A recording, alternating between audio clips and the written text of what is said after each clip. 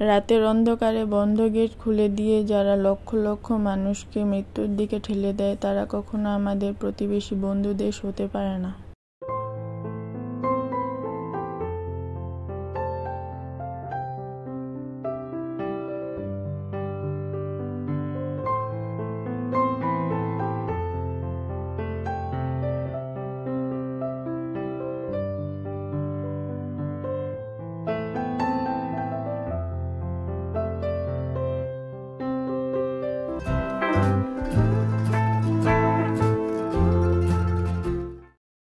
আসসালামু আলাইকুম এভরিওয়ান, আপনারা সবাই কেমন আছেন? আশা করছি ভালো, কিন্তু আমি ভালো নেই, না শারীরিকভাবে না মানসিকভাবে।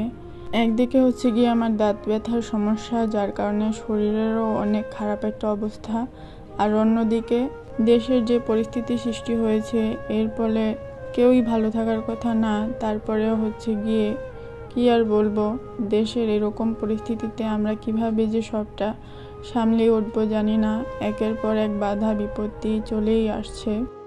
কেন জানি না, মনে হচ্ছে আল্লাহ তাআলা আমাদের উপরে খুবই বিরক্ত হয়ে গেছে, যার কারণে আমাদের দেশের এত ক্ষয়ক্ষতির পরেও আবারও ক্ষয়ক্ষতির শেষই হচ্ছে না। যেমন কি আর বলবো, এই যে দুদিন আগেও বলতে গেলে আমরা স্বৈরাচারী শাসকের হাত থেকে দেশকে মুক্ত করলাম, সেখান থেকে ঘরে ফিরতে না ফিরতেই দেখেন আরেকটা বিপর্যয় নেমে আসলো আমাদের বাংলাদেশে। আর সেটা হচ্ছে ভারতের বাঁধ ছেড়ে দিয়েছে, ফলে আমাদের দেশের অনেক জায়গা পানির নিচে তলিয়ে গেছে। এরপর কয়দিন এরকম চলবে কে জানে। বিষয়টা এতটাই খারাপ লাগে, এত ক্ষয়ক্ষতি হয়, কি আর বলবো। প্রতি বছরই এরকমটা শুরু হয়। তো এত বছর তো আমাদেরকে একটু জানান দিয়ে তারপরে পানি ছাড়তো, কিন্তু এই বছর তো কোনো রকম কোনো আপডেট না জানিয়েই পানি ছেড়ে দিয়েছে। তো কেউ তেমনভাবে কোনো প্রস্তুতিও নিতে পারেনি। কত মানুষের খামারের গরু, ছাগল, হাঁস, মুরগি সব ভেসে গেছে, মহিষ। তাছাড়া যারা হচ্ছে গিয়ে ফসল উৎপাদন করছিল, তাদের অবস্থাও তো ভাবতে হবে। এই সব দিয়েই তো আমাদের দেশের উন্নয়নের অনেক অবদান রাখে তারা। কিন্তু দেখেন এত পানিতে থই থই অবস্থা, কিভাবে যে দেশটাকে আবার সুন্দর সবুজ সুফলা করে তুলব কে জানে। আল্লাহ তাআলার কাছে এই একটাই আবেদন, একটাই মিনতি, তিনি যেন আমাদের দেশটাকে আবার আগের মতো করে দেয়, আর যেন পানি না বাড়ে। আমাদের সাবেক প্রধানমন্ত্রী দেশের কত উন্নয়ন করেছে, কিন্তু তিনি এই একটা উন্নয়নই করতে পারেনি। প্রত্যেকটা বাঁধের সামনে বা 40 কিলোমিটার দূরে গিয়ে আমাদের বাংলাদেশে একটা নতুন করে বাঁধ সৃষ্টি করলে আজকের এই দিনটা হয়তো বা আমাদের দেখতে হতো না, আমাদের দেশে এত ক্ষয়ক্ষতি হতো না, আরও উন্নয়নের দিকে আমরা এগিয়ে যেতে পারতাম। একে তো হচ্ছে গিয়ে ঋণের বোঝা থেকে আমরা বাহির হতে পারছি না, আবার অন্যদিকে হচ্ছে গিয়ে আমাদেরকে আরও ঝামেলা পোহাতে হচ্ছে। জানি না এটা কিভাবে আমরা কাটিয়ে উঠব। বাংলাদেশের মানুষজন, কত মানুষ ঘর ছাড়া বাড়ি ছাড়া জীবনের ঝুঁকি নিয়ে পানির মধ্যে দিন পার করছে। এতদিন ভাবতাম ভারত হয়তো বা আমাদের বন্ধু দেশ, কিন্তু তারাই যে আমাদের এত বড় ক্ষতি করে ফেলবে সেটা আমরা বুঝতেও পারিনি, ভাবতেও পারিনি। ভারতকে বন্ধু ভেবে আমাদের দেশ থেকে কত ধরনের তাদেরকে সহযোগিতা করা হতো, সাহায্য করা হতো। প্রতি বছর ফ্রিতে ইলিশ, তারপরে আম, আরও কত রকমের সুযোগ সুবিধা, তারপরে এয়ারলাইন দেয়া হতো, তারপরে হচ্ছে গিয়ে ট্রেনেরও সিস্টেম করে দেওয়া হয়েছে। কিন্তু তারা আমাদেরকে কি দিয়েছে? শুধুই কি পানি? এটা কি সম্ভব? মানুষের বিবেকবোধ কোথায় গিয়ে ঠেকেছে দেখেন। এই জন্যই হয়তো মাওলানা আব্দুল হামিদ খান ভাসানী আমাদেরকে বলেছিলেন যে ভারত কখনো আমাদের বন্ধু হতে পারে না, ভারত আমাদের শত্রু। এই কথাটা যে প্রজন্ম বুঝতে পারবে তারাই জাতির শ্রেষ্ঠ সন্তান। তাহলে বুঝতেই পারছেন যে কতটা খারাপ পরিস্থিতি হয়েছিল, যার কারণে এরকম একটা কথা বলতে তিনি বাধ্য হয়েছিলেন। আর এই যে কথাটা তিনি বলেছিলেন, এটা কিন্তু মুক্তিযুদ্ধের আরও 30 বছর আগে বলেছিলেন, 30 বছর পর না। আর এত কিছু করার পরেও ভারতের কিছু মানুষ আছে যারা এই বিষয়টা নিয়ে হাসাহাসি করছে, বিভিন্ন ফানি পোস্ট করছে। সত্যি এদের বিবেকের তারিফ করতে হয়, তা না করে আর কোনো উপায় আছে বলেন?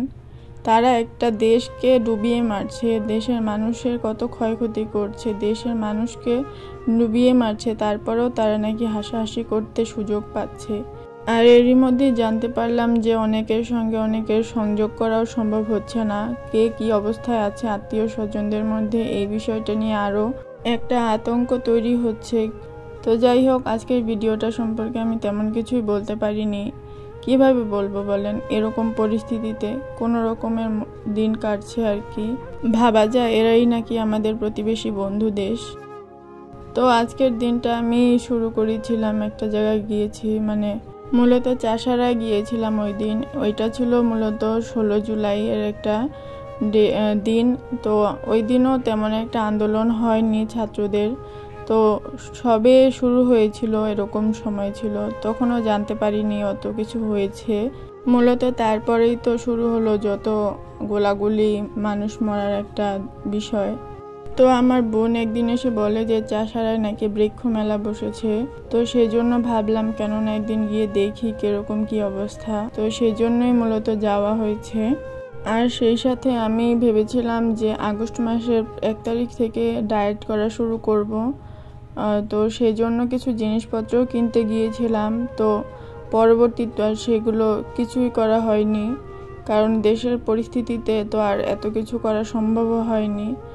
তো যাই হোক, সেজন্যই আর কি ডায়েটের জন্য কিছু সিডস কিনে এনেছিলাম। আর সেই সাথে এই যে দেখতে পাচ্ছেন ফয়েল পেপারটা, এই প্রথমবার আমি ফয়েল পেপার কিনেছি। তো এটার দামটা কেমন কি সেটা তো আমি জানি না। তো আমার কাছ থেকে এটা নিয়েছিল 80 টাকা করে। তো কেমন দাম নিয়েছে আপনারা চাইলে আমাকে জানাতে পারেন যে আমি জিতেছি নাকি ঠকেছি। তো যাই হোক, এরপরে আমি তিল নিয়ে এসেছিলাম। আর হচ্ছে গিয়ে এটা হচ্ছে কুমড়োর বিচি।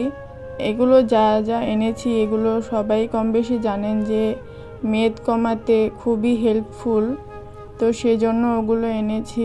আর এই যে দেখছেন ফুচকা, এটাকে আনার কারণ হচ্ছে যেহেতু ডায়েট করব, তো তার আগে একটু মনটাকে শান্ত করার জন্যই মূলত এটা এনেছি। তার আগে একটু খেয়ে নিলে তাহলে আর মনে ভালো কিছু খেতে ইচ্ছে করবে না। তো পরবর্তীতে এমন একটা বিষয় তৈরি হয়েছে, তারপরে খেতেও ইচ্ছে করছিল না। তো যাই হোক, এমনিতেও এগুলো লাগে। আর এখন যেটা দেখছেন এটা হচ্ছে গিয়ে ফ্ল্যাক্সিড বা হচ্ছে গিয়ে তিসির বীজ। এটাও কিন্তু অনেক হেল্পফুল স্বাস্থ্যের জন্য। সেই সাথে এটাকে চুলে ব্যবহার করলেও নাকি অনেক উপকার পাওয়া যায়। আর এরপরে চলে এসেছে স্টার আইটেম, যেটা হচ্ছে গিয়ে চিয়া সিড। এর গুণগানের তো শেষ নেই। এটাতে ক্যালসিয়ামের অনেক ঘাটতি পূরণ করে, সেই সাথে আরও কত রকমের কত গুণাগুণ আছে। মেদভুঁড়ি কমানোর জন্য এটার কোনো জুড়ি নেই। তো সেটাকে এনেছি। তো দেখি এগুলো, আমি যদিও বা এই ধরনের খাবার তেমন একটা খেতে পারি না, এই প্রথমবার ট্রাই করব। তোকমা বা এই টাইপের জিনিস আমি খেতে পারি না, আমার কেমন যেন লাগে। তারপরও এবার ট্রাই করে দেখতে চাইছিলাম যে খেতে পারি কি না আদতেও। তো যারা এই পর্যন্ত ভিডিও দেখতে দেখতে চলে এসেছেন তাদের কাছে একটা রিকোয়েস্ট করে নিচ্ছি, যদি আমার আজকের ভিডিওটা ভালো লেগে থাকে তাহলে প্লিজ একটা লাইক দিয়ে নেবেন। আর এই ধরনের আরও ভিডিও পেতে চাইলে অবশ্যই আমার চ্যানেলটাকে সাবস্ক্রাইব করে পাশে থাকা বেল বাটনটি বাজিয়ে অল অপশনটিকে প্রেস করে দিবেন। আর আপনাদের মূল্যবান মতামত আমাকে কমেন্টের মাধ্যমে জানাতে পারেন। আর যারা অলরেডি এই কাজগুলো করে ফেলেছেন সবাইকে জানাই অসংখ্য ধন্যবাদ। তারপরে হচ্ছে গিয়ে আমি যেহেতু কিছু ঘুরতেই গিয়েছিলাম মূলত, তো সেই জন্য বাসার সকলের জন্য একটু লটকন নিয়ে এসেছি। ওইটা যেহেতু লটকনের সিজন ছিল, তো ভাবলাম কি নিয়ে যাব, সেই জন্যই আর কি এটা নিয়ে আসলাম যেন সবাই মিলে খেতে পারি। তো আজকের ভিডিওটা এই পর্যন্তই। সবাই ভালো থাকবেন, সুস্থ থাকবেন। আর যারা বন্যা কবলিত স্থানগুলোতে অবস্থান করছেন তাদের সবার জন্য দোয়া করবেন। আল্লাহ হাফিজ। আসসালামু আলাইকুম।